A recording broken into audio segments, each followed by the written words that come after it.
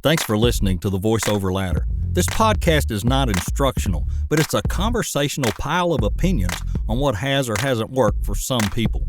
It's just advice, and nothing's guaranteed. And like life, you try some things out and you see what happens. We do appreciate you listening, though, and look forward to your comments on our podcast and ideas you might have for future shows.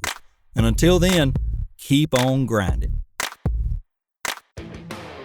It's a long way to the top, but if you take it step by step, you'll make it. Let's climb that VO ladder with our hosts, Troy Holden and Will Vincent. And welcome back to the VoiceOver Ladder. Troy Holden here near Nashville. Will Vincent here in somewhere in the frozen north. Frozen tundra. Wow, what a run it's been the last few weeks. We've had Mike Hathcote on, and Mike gave us some feedback that he actually had some people reach out to him from the podcast. So thanks, guys. We're kind of proud of that and kind of happy to help out Mike a little bit, and hopefully he'll help some people here. We're not going to support a lot of people, but there's a few that will stick by. Glad to hear that people are getting connected with him, though, because I think it's gonna turn things around for them if they've been struggling. It's gonna set them on a new course if they've been drifting without direction. I think I don't know who they were, but whoever they are, hopefully it'll help them get some stuff rocking. Let's just congratulate him right here. I know the one is Chris Smith. Okay. I know he booked a 6-pack. He called it a 6-pack plus one. So I think as plus one, he was going to get a little extra help with some of the marketing. Maybe get one session on marketing. So like we said all along, Mike's a flexible guy, and he'll work with you on your sessions. But Chris was excited about it, and happy for him. Happy for anybody that can go get the coaching. I think it's great. Great. So today we're going to talk about, and this has been brought up several times, we're going to talk about some basic marketing. We're not going to give away secrets. We're not going to tell you anything that we went and paid for. That's not fair to us or the people we've bought that from. But there are basics that we can share that will definitely, absolutely help you. Yeah. And, really, it's all kind of common sense stuff. The things that we've paid for. Myself in particular, you haven't taken the course I did yet, but you did point me at it. It just kind of goes more in depth, but all the information is the same. So everything we're going to talk about today is the same kind of information you're going to get, from Mike if you do coaching with him and you talk about marketing, or from any other marketing course, because marketing on the internet is kind of just one thing. Well, a few things. So Where should we start? Well, I think the question that a lot of people have is, what is my goal when I go into this basic marketing? Am I going to get sales? And I think that's what some people expect, but let's put that myth to bed. It's not to get sales. Well, ultimately it's to get sales, but yes, down the road. Yeah. The initial response to your marketing efforts is to start kindling the fire of a relationship with someone who you don't currently know at all. Mm-hmm. Right? Good point. Yep. So what all you're trying to do is turn someone from a totally cold lead into a sort of warm prospect. Somebody you've had some contact with, they've responded to your ad or your email or your flyer or whatever it is. They've responded to you in some way, indicating potential interest. So there's two ways people can respond to you. They can respond and say, "No, I don't need what you're offering. Never contact me again." Mm-hmm. That's fine. That's legitimate. They got the right to do that. Yep. And in fact, this is something about sales that is a total brain twister for a lot of people. The more no's you get, the happier sales guys are. Because the more no's you hear, the closer they are to the yes. So don't be afraid of a no. A no is just that much closer to your next yes, and a lot of times they're just trying to brush you off.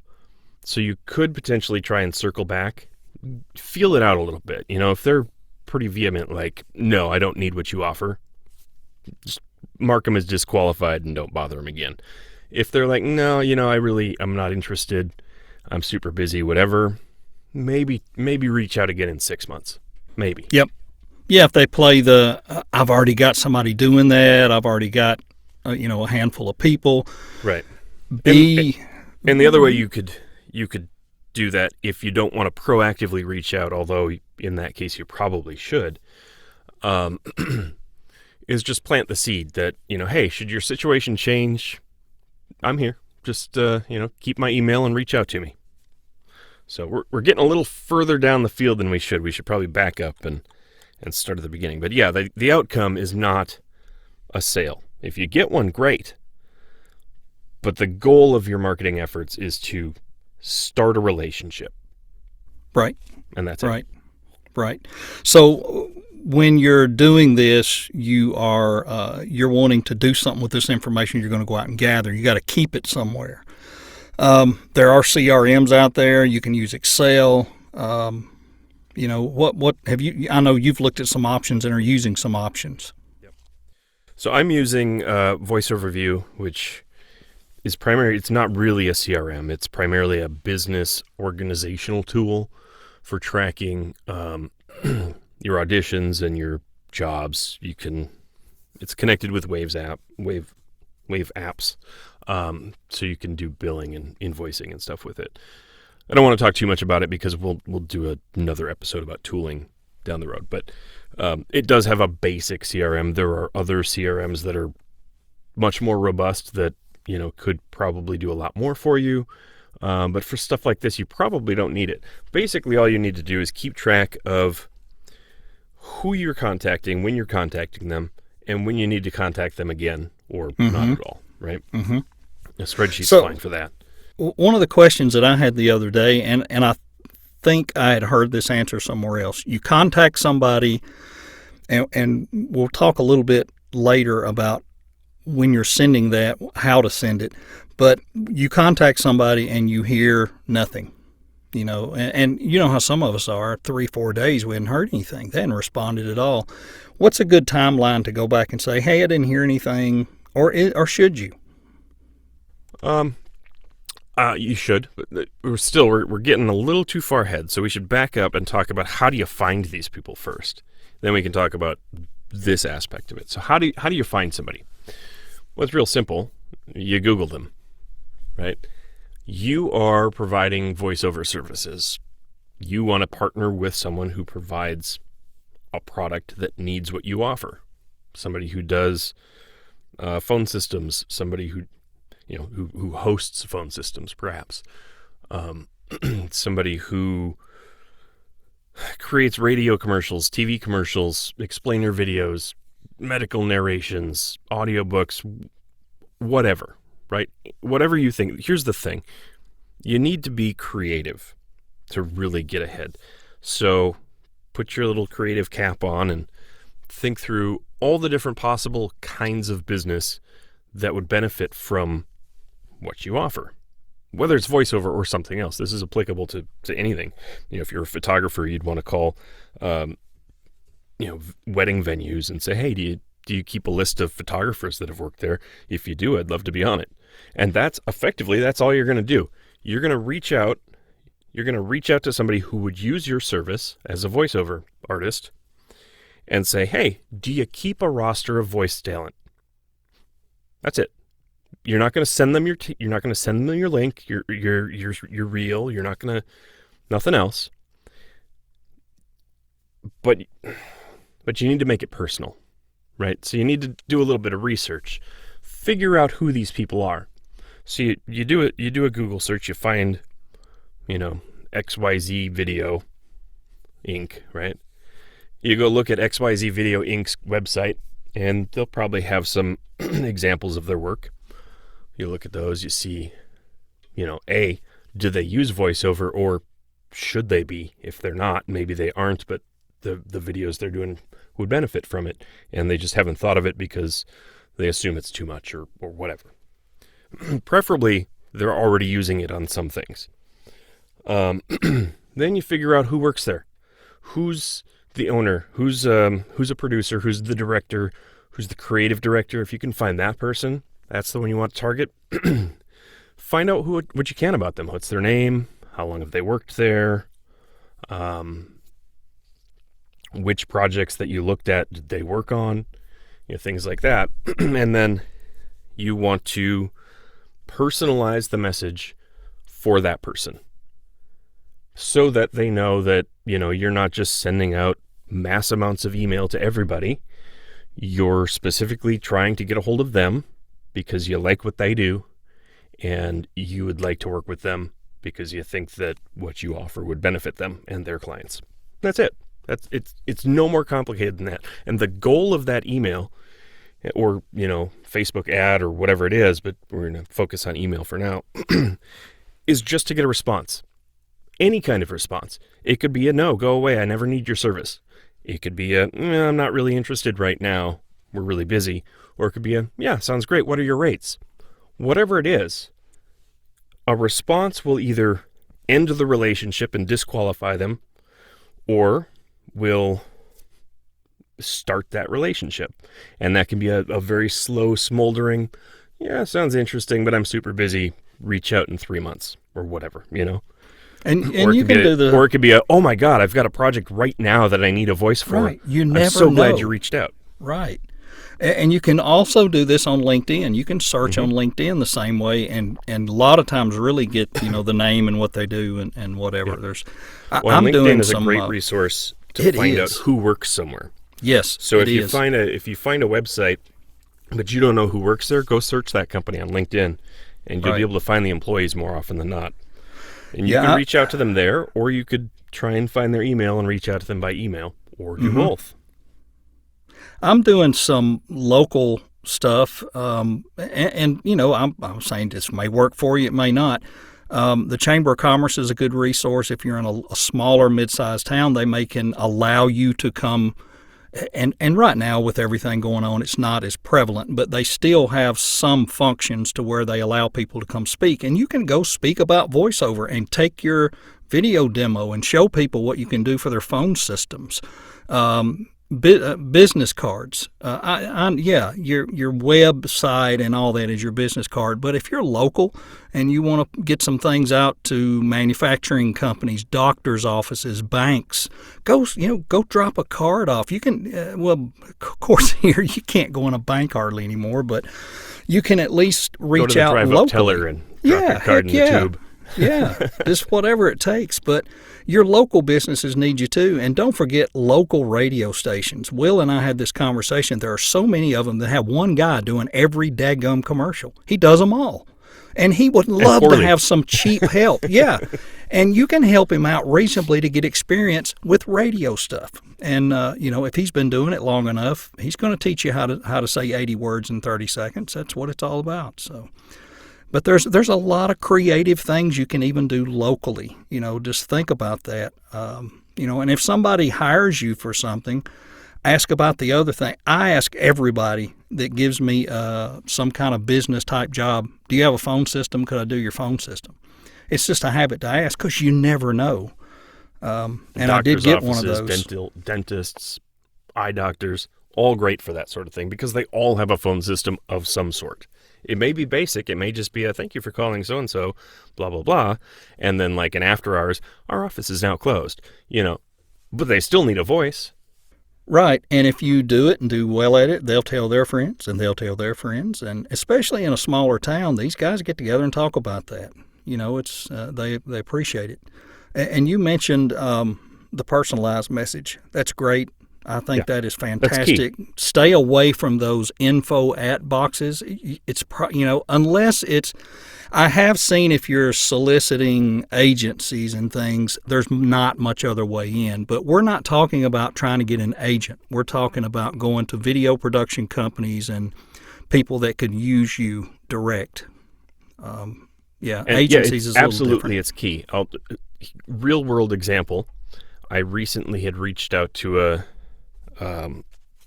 video production company here in Minnesota, and I got a response that said something to the effect of, as I'm sure I get, 10 or 15 of these a day or a week or whatever it was. And usually I ignore them.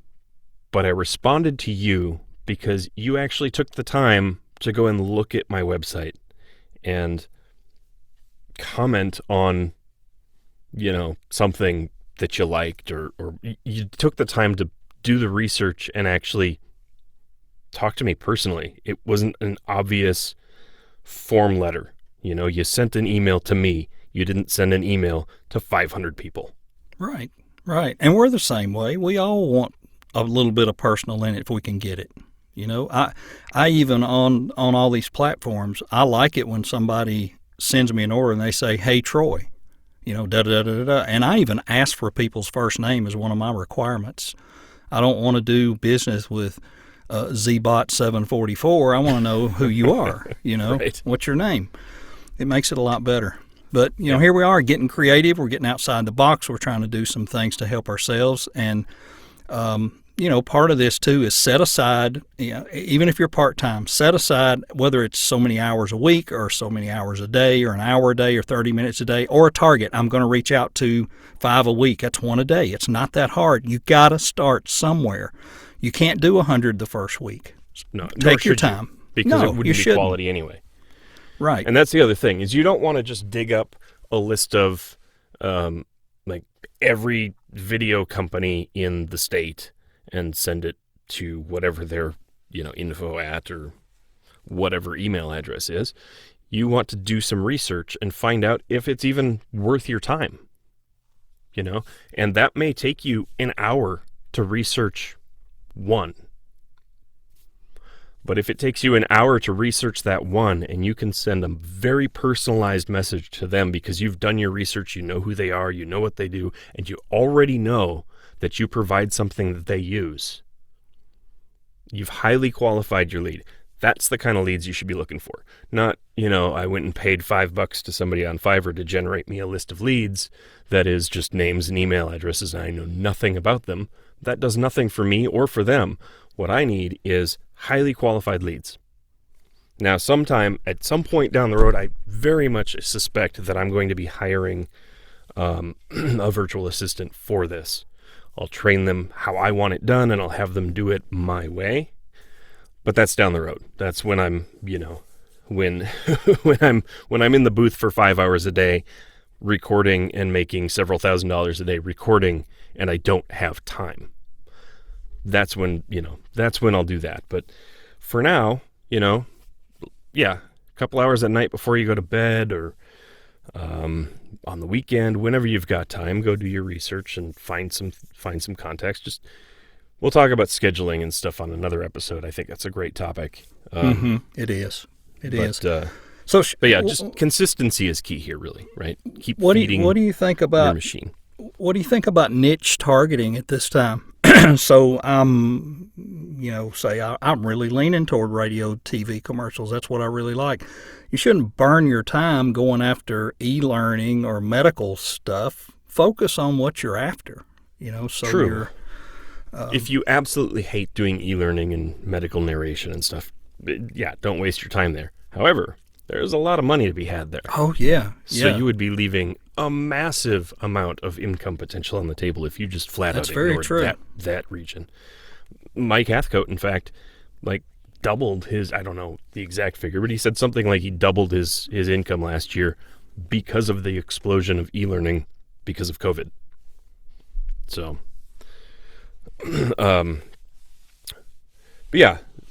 focusing on what you want to do, what you're good at, especially, super important. You wouldn't want to target somebody for phone system stuff if you've never done it and you don't know how and you don't want to. That would be kind of stupid. I guess I could do this. I'll do your phone system for $20. Whatever. They could hire their nephew. Absolutely focus. There's a saying, the riches are in the niches. And it certainly rings true. If you are focused on a specific thing that you do well, that people need, you'll do well because, And I think it's also important that when you're ready to do this, that you have your branding in order, because you need consistency. They need to see that, whether it's in your email, if they go to your website, if they go somewhere, it needs to all look the same. So be sure you got that set up, in my opinion. You definitely want a website first. So if you don't have one, step one. If you do have one, make sure it's good and has the minimum requirements on it. And you don't need anything more than this. You need your contact information, email, phone number maybe, email for sure. Contact form if you can, but as long as the email address is there, that's fine. And your demo and your name, obviously.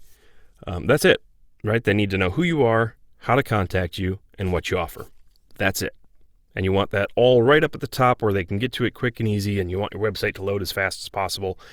And you don't want to spam your demo in your email link or anything like that. Put your in your signature, put a link to your website. You don't have to mention, go see my website. They'll click on it if they're interested. All you're trying to do is get them to respond. That's it. If they don't, you asked about this, and I would say give it a week and a half, 2 weeks. If they haven't responded, and poke at them again. Say, hey, I sent you an email, a week ago, 2 weeks ago, whatever it was. Haven't heard back. Was just wondering if whatever you want to say. Do you have something that you'd like to hear what my voice sounds like on, or do you have anything in your pipeline that you need a voice for? Love to help you. Hit me up. I'll send you a custom sample or a custom audition, whatever, right? Just real quick. That's the key. Keep it short, because if they open it, you want them to get the full message in just a few seconds, because they're busy, right? And, don't keep bugging them forever, but keep at it to a certain degree. And I don't think they want to hear until you hear a no. Right. And they don't want to hear the I either. They don't want to hear, I've been on this, I've done that, I have this. They don't want to hear that. No. They don't know you. They don't care. And even when they do know you, they don't care. They care about themselves and their clients. So, yeah, absolutely. Frame your message for them. How is what you're offering benefiting them? Why did they need what you're offering?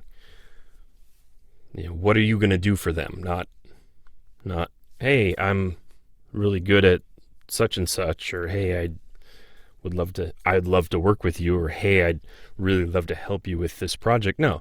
Hey, do you have any project you could use some help with? You're saying the same thing, but you're saying it in a much nicer, easier to read way, a way that's going to come across better for them, right? Because they're not, oh, well, this guy wants something from me. It's, oh, this guy's trying to give me something. He's trying to do something for me. Mm-hmm.